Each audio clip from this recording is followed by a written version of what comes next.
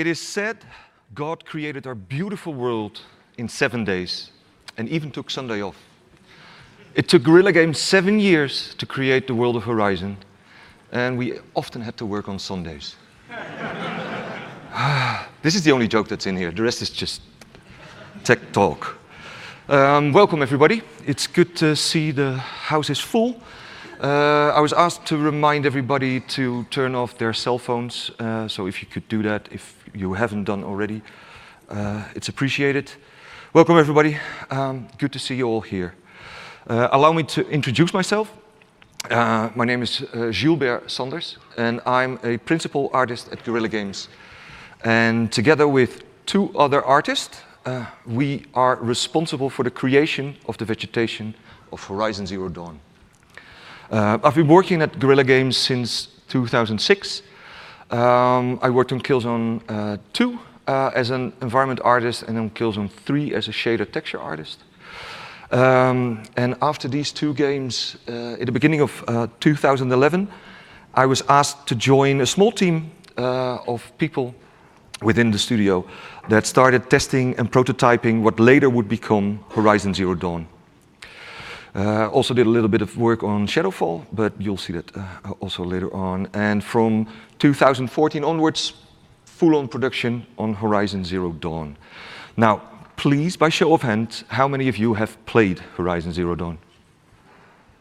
Nice, that's good. That's good to see.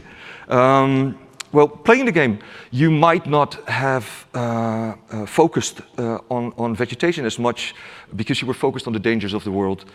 So we're here to talk about vegetation. So let me start off with a little clip to show you what we ended up creating. I don't have any sound, so usually you get something like...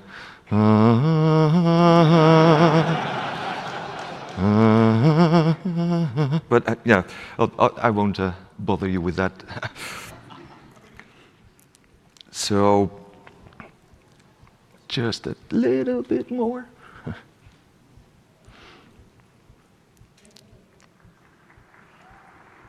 Alrighty. Okay, you're all gathered here today to hear me talk about the vegetation we created for our game. Most of you have dealt with same or similar challenges when it comes to creating, simulating, and rendering nature assets. Nature assets are still, even on this generation of hardware, at best, annoyingly oversimplifications of the real world. Which is, besides annoying, also what makes the subject so interesting. The philosophy of make more with less certainly applies here. On the screen right now are the topics that I will touch upon today. Together, they represent the artistic and technical challenges of creating and rendering large amounts of vegetation in our Decima engine. But first, let me start off with some overall information, history, after which I will quickly start addressing these subjects. First, some information on our Decima engine and renderer. We are probably not completely unique at this, but within Decima, as an artist, I'm able to create and maintain my own shaders. Of course, this is only possible under the ever-watchful eyes of our tech team. Shader creation happens in Maya through Maya's own shader nodes, together with a large amount of custom shader nodes provided by us, by our graphic programmers. Profiling the performance of these shaders lies with the artists themselves, again, under the guidance of our tech team. But as such, there's a real feeling of ownership when it comes to the quality of the shaders, the assets, as well as the performance of my work. Our Decima engine uses deferred shading, and we targeted Horizon Zero Dawn to run 30 frames a second at 1080p on a PS4 and 4K on a Pro. When we started to develop what much later would be named Horizon Zero Dawn, this new IP we were shaping was going to contain all of the things you see on screen right now. And from the moment most of us heard the pitch for this new IP, we were sold. especially me, and especially when it comes to the BBC Nature up there. And 7 years later, I'm standing here in front of you to talk about it, and to talk about what has become one of the pillars of Horizon. While we were slowly formulating and creating the world of Horizon, the rest of the studio was busy building Killzone Shadowfall, a launch title on the new PS4. Within this game, behind enemy lines, the one nature level in Killzone Shadowfall can be seen as Horizon's testbed. It was our first real test in dealing with the production, the look, and the movement of vegetation. We soon discovered that since vegetation assets are not static assets, but assets with a layer of simulation on top, outsourcing and maintaining them proved to be slightly difficult. We also got a good look at the performance of this nature level and that learned us that creating foliage the Killzone way would not work in the open world of Horizon. We really needed to rethink polygon, shader, and texture budgets. This level also marked the first humble beginnings of the placement system. We had it up and running in behind enemy line in the simplest form, but it told us that without the placement system, we would not be able to create the world of Horizon, not the world that we truly envisioned. To emphasize this, I would like to point to a talk that my colleague Jaap, who is here today as well, gave last year at GDC, and you can find the paper on Gorilla's website, and of course you can watch it in the GDC Vault. But the short version is, we created a system in which an artist can describe a large variety of interesting and believable environments which can be applied anywhere in the world. We wanted the system to be highly art directable and seamlessly integrate with manual placed art. It needed to be fully data-driven, deterministic, locally stable.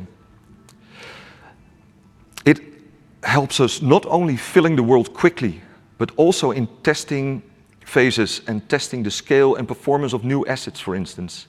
So I truly recommend checking out Jaap's talk. I'll supply a link at the end of this presentation in the last slide. Okay, let's start with the movement of our foliage. From the start, we knew that simulation of nature needed to be tied in with the weather system we were designing for our game. It needed to be art and gameplay driven and controllable. It needed to drive the Vertex program of our vegetation shaders. So, at the base of our simulation lies the global wind force field. Sorry. Before Horizon, force fields, or wind boxes as we called them, were mainly used to drive the movement of particles. They were used locally, they were placed by hand, and at a way smaller scale than the wind we were going to need for the world of Horizon. The global wind force field, as we called it, is an extension of these wind boxes, but with a couple of changes. Our global wind force field is a compute shader running at the beginning of every frame that simulates the influence of a force onto 4 categories of spring settings and updates 3D textures that our shaders can sample. That was a long sentence. Sorry. Okay, first, the wind is attached to the player, or the camera, if you will. This allows the simulation to always be at its highest resolution, closest to the player. Over distance, we gradually sample a 3D texture at a larger scale and at a lower resolution. So let's have a quick, small visualization of our global wind force field in game. So, local around the player, and as soon as Aloy stops, I'll zoom out a bit, and you'll see that this is the second cascade, and we have another one for yeah, the scaling is a little bit off of this one, but I guess this sort of shows you what we do. The setup you just saw gives us the ability to simulate 4 different categories of spring settings. Without any additional shader logic, this allows us to set up distinctive different movement for 3 types of assets. We've divided these assets, as you can see, into 3 categories. I told you we could simulate up to 4, so in the end, we call it special, but in the end, we used the last sample to drive our banners and tarps, but that's a completely different story. For rendering and shading, for all intents and purposes, we only use 2 shaders, though. We actually started off, I really wanted this, but I couldn't make it work. We actually started off with only 1 shader to handle everything. But over time, we found that grass needed a bit more specialized approach, so we built a more dedicated shader for it. I will talk about grass a little bit later, but I wanted to start off with a look at the Vertex program of the shader that drives our trees and plants. So we have a way to simulate wind, but that still needs to translate into the movement of assets on our screens. To do this, we took a similar approach as described in GPU GEMS 3, where a skinning approximation was stored in the vertex colors of our mesh. Back in 2011, this was one of the first articles I researched when I was starting to tinker with vegetation. And to this day, this way of storing skinned data is one of the few things that did not change during production. We changed a lot of things over time, but this setup proved to work on all assets, large and small. Let me show you what we did. Experimenting with our wind and looking at foliage in motion, in real life, we found that to convincingly mimic, because we're still mimicking, we needed 3 levels of detail.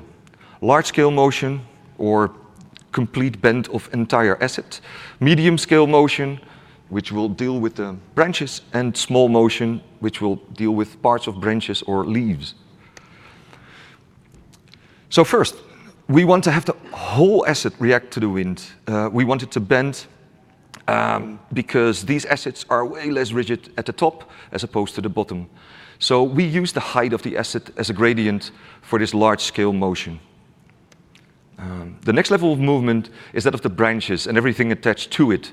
Starting at the trunk, we give the asset a gradient. For us, the gradient is in blue, to approximate the rigidity these branches have. Simply put, we store distance to trunk. Now we're getting to the last level, the leaves, or anything that's small and thin enough to act like leaves. What we do here in our red channel is store distance to branch. We also use the green channel, and we use it as an index. We do this way. Sorry. This way we can offset our animation of our branches in our shader. Think of it as a time offset. We also store pre-computed ambient occlusion in the alpha channel, which we use for a couple of different adjustments in the shaders later on.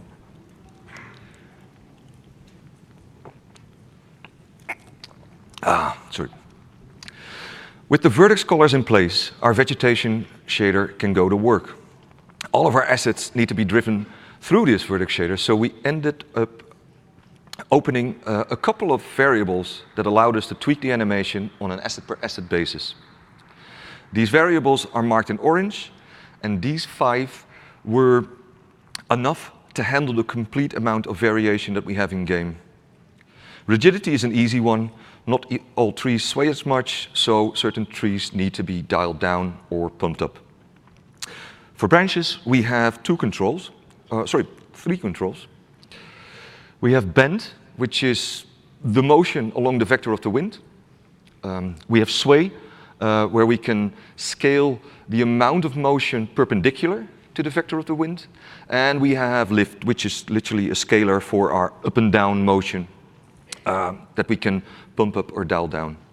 So we literally allow scalar of motion on 3 axes for our branches. The last one is our micro motion, our leaf motion. Based on the strength of the wind, I move a tiny 3D noise texture through object space, and I use this to move what I have designated to be my leaves. so what you just saw in the red channel. All right, since plants in our game have exactly the same shader as trees, but are usually smaller, we have the ability to kill the overall bend completely from the shader, reducing cost and potentially also unwanted bending into the terrain. Also, another big help within our shader is this little formula of a ramp function. We multiply this by the maximum of the wind in game, and we have the ability to ramp up the influence of the wind for different assets. For instance, I can recall art directional feedback about the leaves of our aspen trees needing to move earlier at lower wind speeds. So this formula was a quick way to really differentiate that asset from the other ones. Grasses. We had such ambitious plans for the grass when we started Horizon. First off, and we did not really waver from this, the grass needed to be everywhere. But we wanted our grass to be geometry, no alpha planes. We wanted Aloy to squash it with her feet and move it with her hands and all those things you envision when you do not know precisely what the PS4 is going to bring. And we had it up and running. It was part of our earliest prototypes, and the rendering of that grass took up the entire frame. So we started a journey, simplifying our grass bit by bit, finding out what needed to be done to make more with less. And this is what we ended up with. As little or as few triangles as we could, a dedicated grass shader, and some clever artistic choices when it comes to the texture. Let me also point out, in the list on screen right now, sometimes I talk about high and low shaders from now on. And what that means is we have the ability to lot out certain functionalities in our shaders on a per mesh or per lot basis. For grass, that would mean that lot 3 here would not have an animated vertex program at that distance. And also, for that instance, I do not sample a normal texture anymore. But I'm drifting off a bit. Let's go to the vertex program. We sample our wind from our force field at object center, and we use the height of the grass as a gradient to mimic rigidity of the mesh. We start displacing the vertices of the grass, and this will be our base motion. But as you can see, this alone will not always give us something spectacular. And we need more than this alone. What I also wanted to avoid is having the grass tilt over to one particular direction or standing still in one position for a long period of time. This gave us unwanted artifacts. So we layer some additional motion on top. Driven by the length of the force field, I added some large-scale motion, 2 periodic functions combined to make little figure 8s. And it's quite a soothing animation, I think. The motion is sampled for the whole mesh, so per asset, the vertices will move in unison. On top of that, we add some small-scale motion. 1 periodic function displacing the vertices along their normals.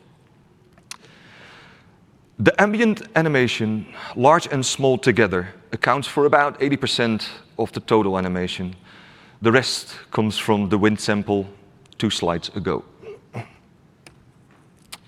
On top of our simulation, our grass also has to do a little more. I really wanted to avoid the player looking down on planes and having the feeling that the geometry disappears when looking down on our mesh. So we tilt our mesh planes away from the camera, like that, like so. So when the camera moves up, we push the verts a little bit further away to try to avoid having the grass look like cards.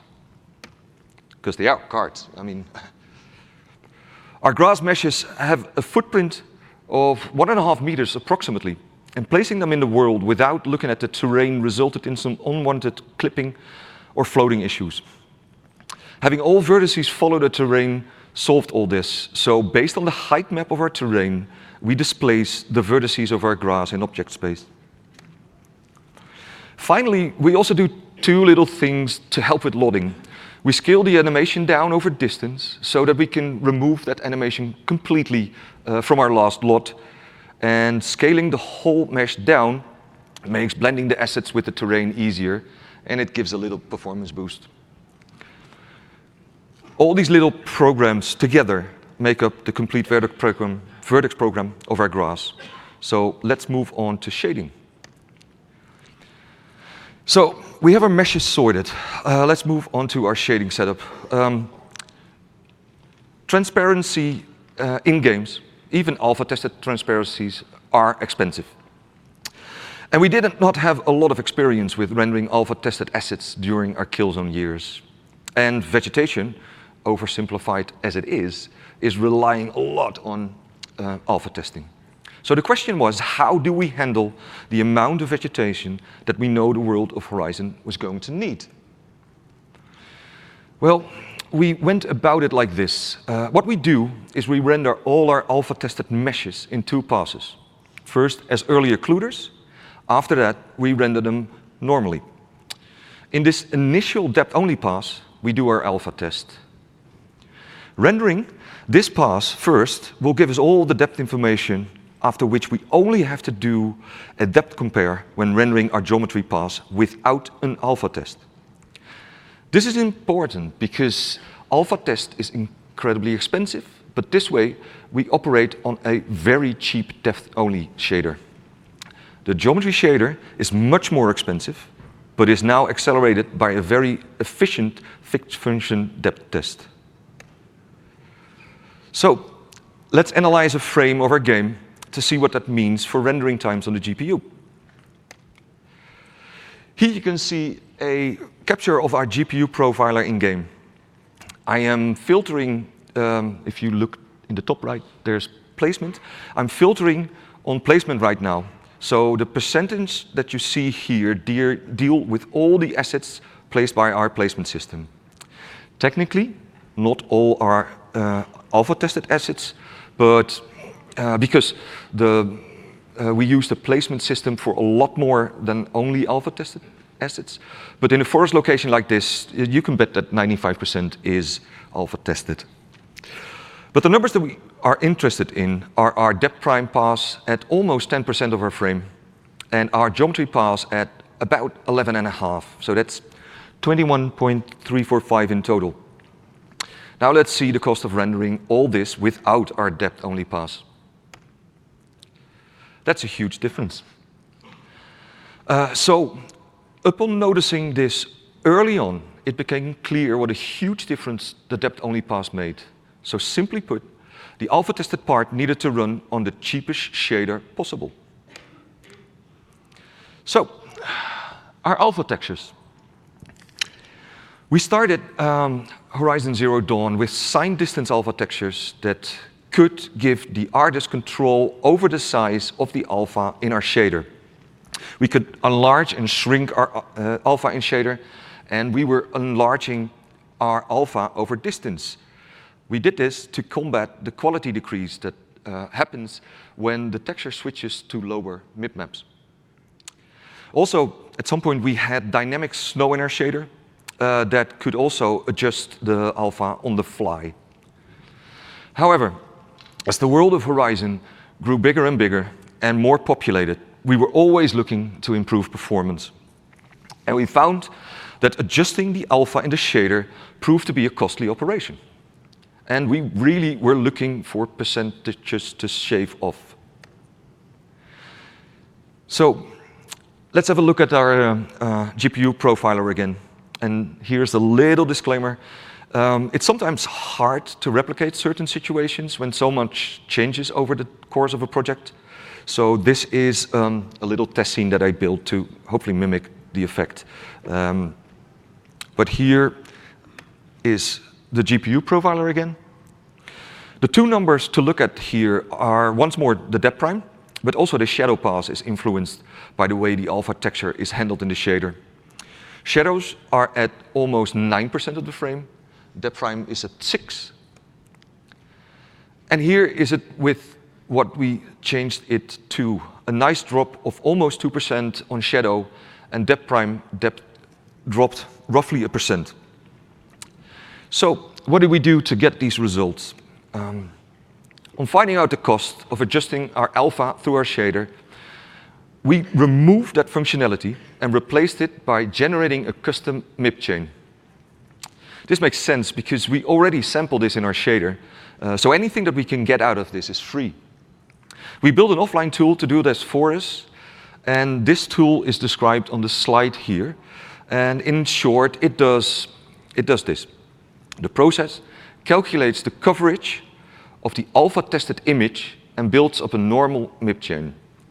Then we sample each MIP, we upsample each MIP bilinear, build a histogram, and within that histogram, find the point that matches our original coverage.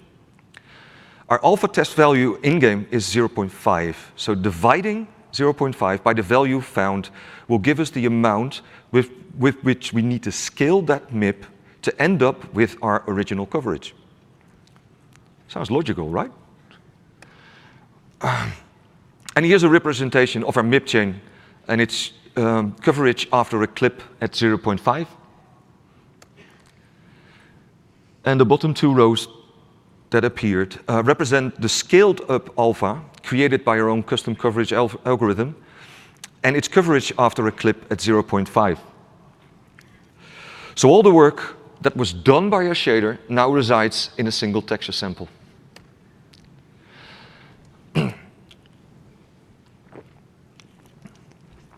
Okay, making your alpha as small as visually possible is always good practice. But another thing to keep an eye on, especially for assets that you know you will draw a huge amount of, is wherever you can, make your alpha small enough that it will fit in the cache. Especially for our grasses, this simple change was a huge win. A BC4 compressed texture, that texture over there, 256 by 128, comes in at 16 kilobytes without MIP maps, 21 kilobits with MIP maps. And I really started off with the version without the MIP maps until the graphic programmer that was working on our anti-aliasing solution saw my check-in and wasn't too pleased about it. So we went for the larger version with the MIP maps included. But yeah,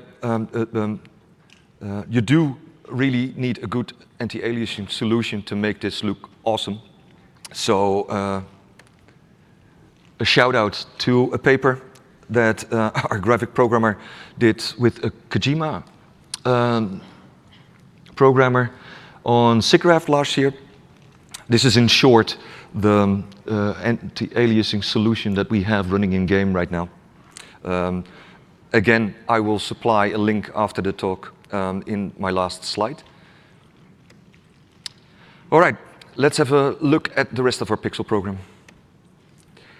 So our Decima engine uses deferred shading, and our vegetation shaders write out to these G buffers.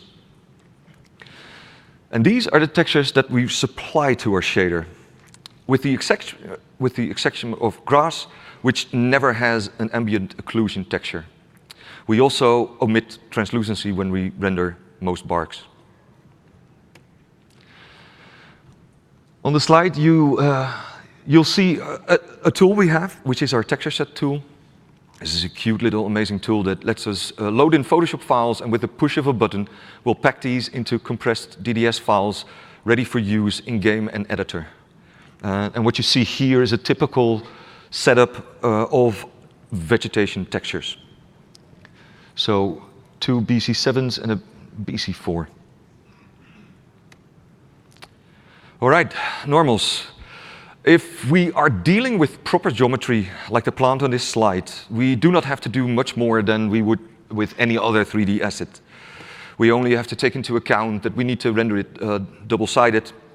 So based on a check, To see if we're rendering a front or a back-facing triangle, we flip the normal accordingly.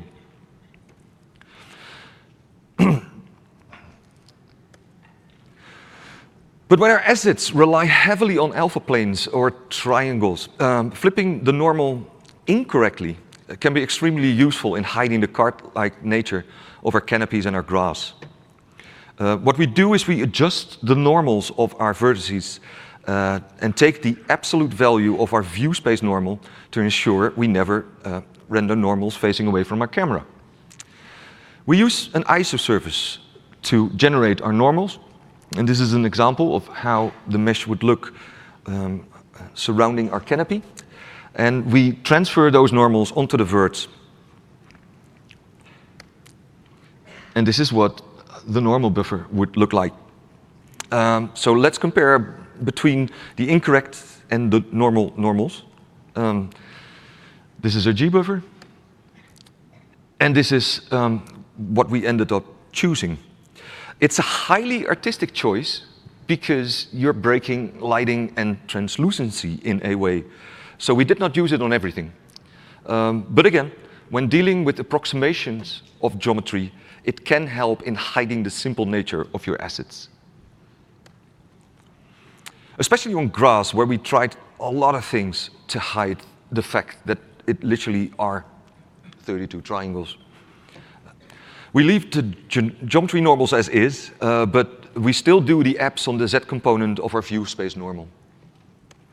And again, a G buffer shot. The albedo.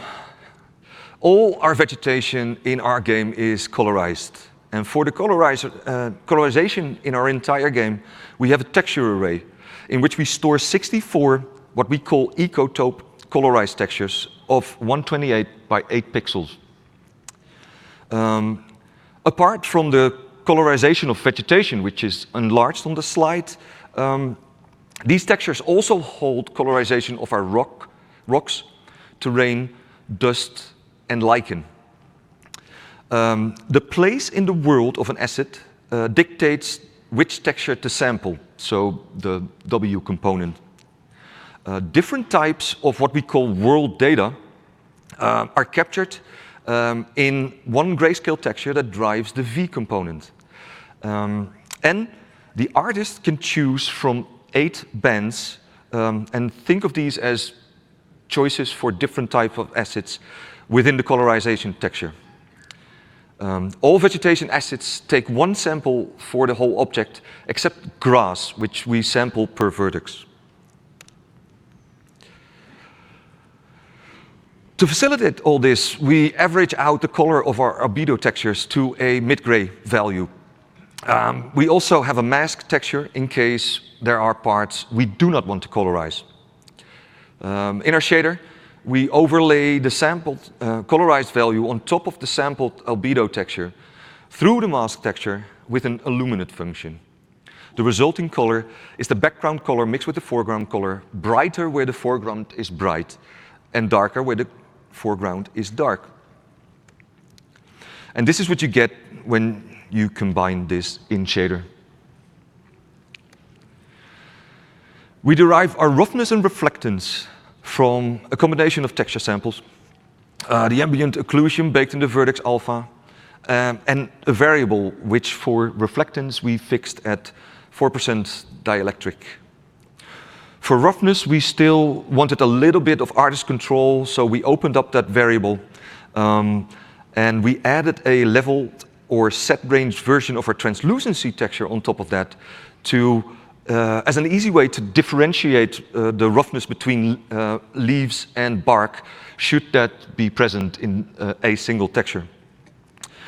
On grass, we do not have a vertex color stream or an ambient occlusion texture, so we use the translucency texture to do similar things.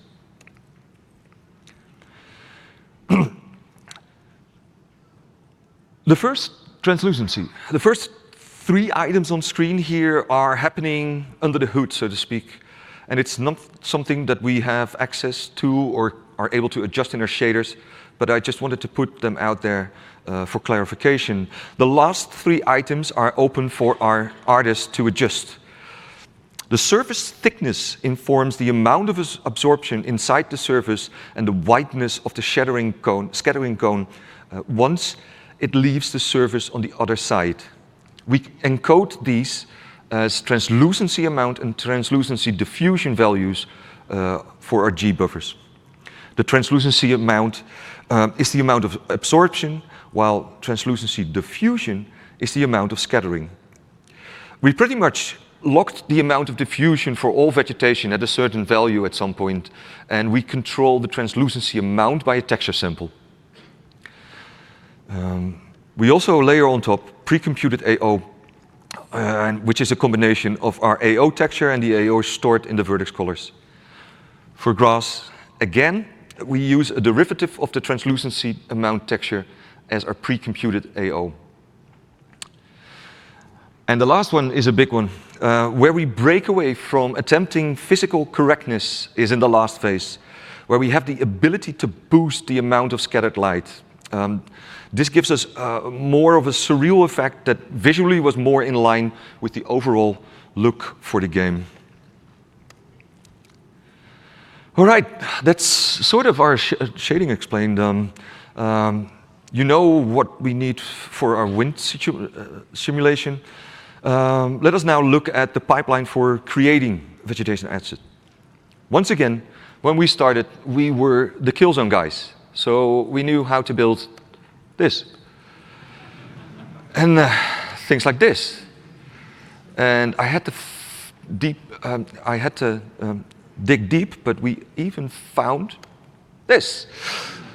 Kill zone vegetation. So we knew we had our work cut out for us. And to stretch our legs a bit, we built ourselves an art benchmark to see how far we could push vegetation. And I actually found a video of that that I really wanted to share. This is what we built. I believe it's in the beginning of 2014 to at least inform everybody within the company how dense we wanted to go and how much different assets we wanted to spawn within our forests. This beauty ran in-game at a whopping 10 frames a second. And there's some really funky mushrooms on it. But because for this test, we were still building our models like we kind of would any other kill zone asset. Lots of attention to the highest lot and hoping to crunch away enough vertices over distance to make it run. And we continued to do this for some time during production. And then came E3 2015. Our first reveal of Horizon, not only a trailer, but we were playable. And because the game needed to be playable for our developers to showcase the game, we needed to do a huge optimization pass on our LODs through all sorts of software processes. Not so much on the highest lot, but every other lot needed to go down.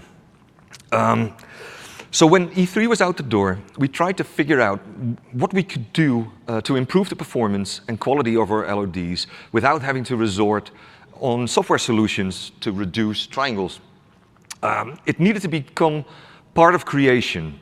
What we decided on doing was flip the creation process. So we build our lowest lot first, and if we're happy with the look in-game and the performance, we start adding detail that is needed for our higher meshes. So let me illustrate this a little bit better. We built the lowest lot of our components that we want to dress our tree or any other assets with. This usually a triangle or a quad, and we spend a small amount of time sketching out what the texture or the silhouette could look like. And then we start building our assets with those. For this, we have used Speed Tree throughout the development of Horizon. And when we're happy with the results, we spawn these assets in-game, looking at things like performance, silhouette, density of the canopy, all stuff like that. If we're not happy, these changes can be made quickly, and we can still modify a lot in this stage. So as soon as we feel that the asset works, we go into building the high-resolution component needed to create our textures from. And this is an example of a branch that we ended up making. I think that this is a branch, it's a combination of Maya and SpeedTree. But these high-resolution components, as long as they match the texture and the texture layout that you sketched out when you were beginning this asset, as long as they match, you're fine. And once we have all the high-resolution models built and laid out, we get them into Maya for texture baking. We apply our own shaders and have the ability to bake down these meshes and textures into the UV space that we will need for our game models. And now, with these textures baked and present, we return to our speed models, which we now treat as lot 3, and start loading them up. In other words, we start detailing lot 2 and the first one. The little triangles you see surrounding these meshes were a small workaround to make sure that in SpeedTree, the LOD's bounding boxes were similar. We've used SpeedTree 6 throughout production, and this is a little thing that we needed to do to make sure that they aligned perfectly. Newer versions do not have that issue, but we did not want to switch software halfway through the pipeline or the project. Back in SpeedTree, we replaced our speed model meshes with our new lot chain, and voila, we are good to go. By the way, did anybody notice that we hacked Aloy into the UI of SpeedTree? Really easy to do, but quite fun when people do notice. So, we export the lot chain from SpeedTree with bones and AO to an FBX. And then we use a custom Houdini process that we created in-house that takes that mesh, takes that skeletal and skinning data, and converts that data to the vertex color that I described at the beginning of this presentation. All that's left for us now is to set up the asset in Maya and export it to our game. So here is what a typical lot chain of a tree asset would look like. Again, we use high and low lot shaders, and you'll notice that we have billboards involved in lot 4 and 5. I really wanted to include some information about billboards, but then I just looked at it and they're nothing really special. They're just cross planes. So this is all you get. And here you can see a sort of typical setup of our another asset. Okay, shadow casting. We use 4 cascades for our sun shadows. In the compartment cascade that is called out first, we only render Aloy, including her hair, clothing, and equipment. And that means that they cast high-quality shadows on Aloy herself and her close surroundings. All my vegetation does not render in this cascade. Cascades 0 and 1 are standard shadow maps, and we have a distance cascade which uses a height field-based system to render out shadows. But let's talk about Cascade 0 and 1, the standard shadow maps, since these are the ones vegetation renders into. When rendering these shadow maps, we do something a little bit unusual. The natural way to select LODs for shadow rendering is distance to camera based. This causes shadows to pop noticeably because there's no crossfading between the lots when it comes to shadow map rendering. However, we do crossfade between our cascades. So what we decided to do is render objects into the shadow maps based on fixed distances and only one object per cascade. So every object rendered into Cascade 0 will select a lot as if it is 5 meters from the camera. Every object rendered into Cascade 1 will select a lot as if it's 25 meters away from the camera. This fixes the shadow lot popping, because while an object is in a particular cascade, it will always use the same shadow lot. If it transitions from one cascade to another, then the smooth blend between cascades will ensure that there's absolutely no popping during the change to the different shadow lot. This increases render costs somewhat, but it almost completely solves the problem of shadow popping, and it was definitely worth it. And I've got a small little movie. It goes fast, so pay attention, but I also have it looping, so you don't have to catch it the first time around. But so there you go. There you go. So here you can see that smooth transition between cascade 0 and 1. Another thing we did for vegetation and some other assets is we separated out our shadow casters from our visual lot chain. So while our visual meshes are so we have 2 shadow casting meshes where we have 6 visual meshes. This is an enormous win to begin with, because you can really crunch down on things like triangle count. And as you can see, our second lot, Shadowcaster, it's not alpha tested anymore.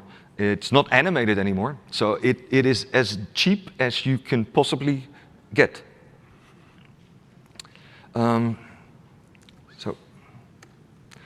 right, we're closing to, we're reaching the end of my presentation, and I thoroughly hope you at least enjoyed it. To summarize, let me end up with a short list of things that I would recommend all of you trying or utilizing if you take steps into vegetation, and that is the list up and down. So the stuff that I've mentioned, the depth prime, the custom MIP chain, the whole lot up and down was a big one. Keep your shadow casters separate from your visual meshes.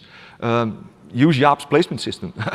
And one of the things that also helped us is that we were able to do it all in-house, which made it so easy to keep iterating and keep changing and keep shaving off performance. So that's a really big one for me. So I'd like to thank you, and I promise you a slide with the references that I used. So here it is, and I'm welcome everybody to, with questions, to go up to the microphone if there's still time to do so.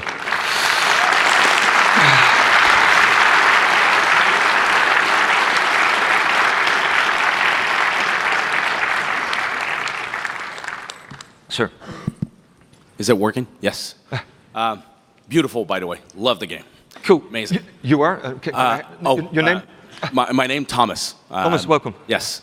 I did have a question. You didn't talk about the snow or the illusion of the weight of snow on vegetation. Yeah. How was that achieved? Because I kept being impressed as I was walking down the bushes with the snow on top, with the light hitting it. So I was just kind of wondering, did you go through any kind of physical simulation, or no, was that achieved?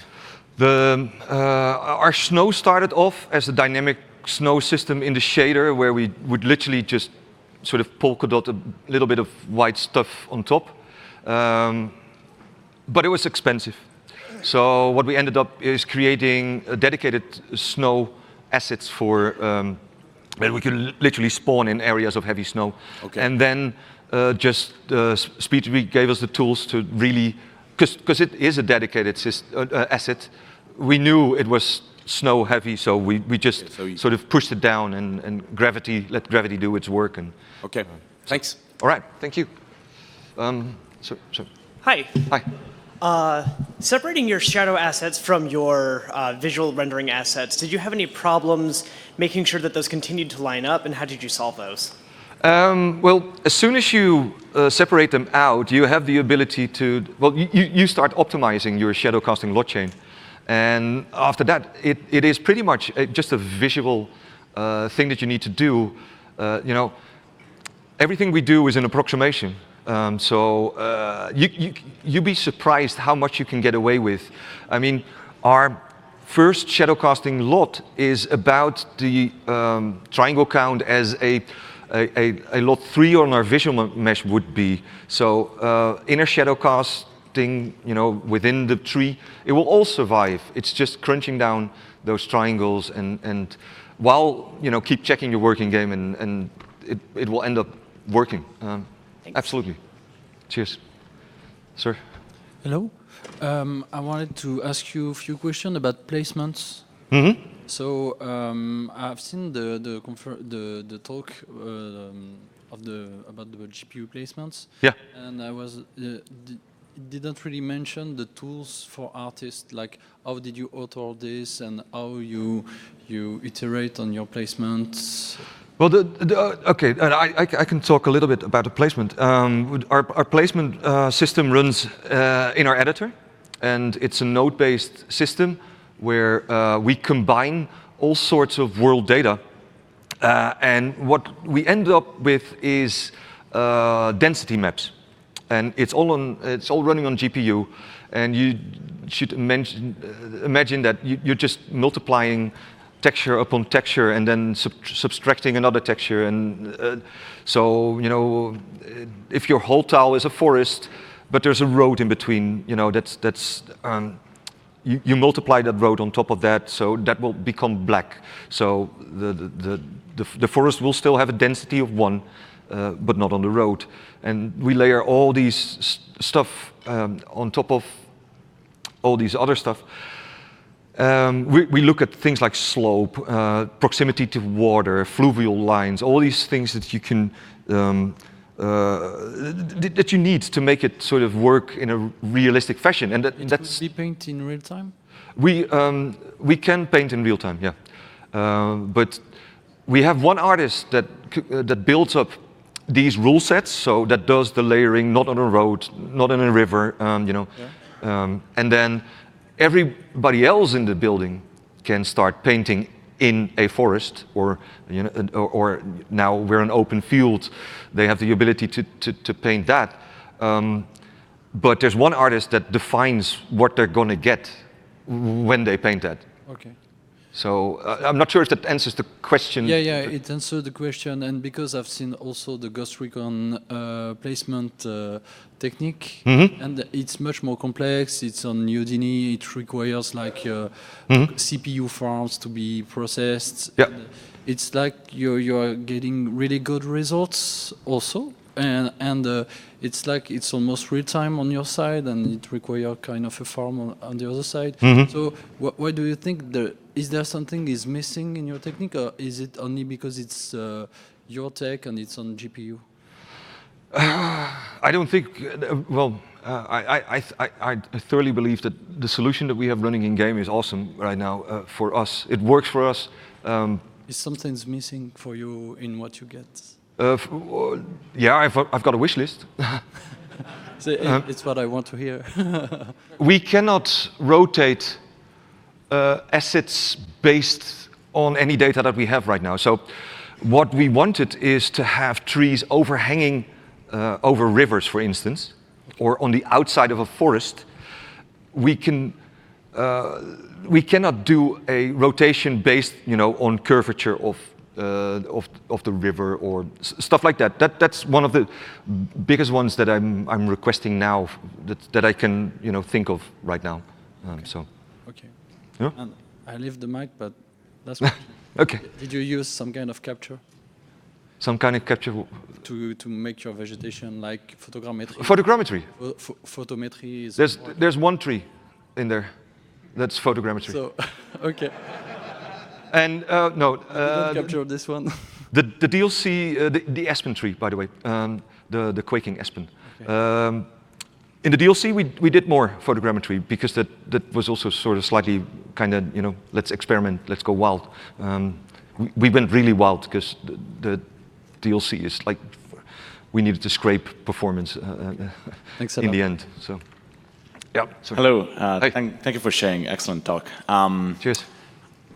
I was wondering, for the trees specifically, since you have some motion going on in the shader for both the trunk, the branches, and even like the more significant pieces of, more rigid pieces of the tree, how do you treat gameplay for that? Like if I shoot at a branch that is being animated in a vertex shader?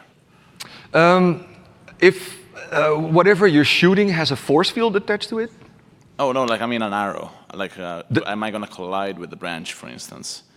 you have. Sorry. Am I going to collide with the branch? No, Like an arrow?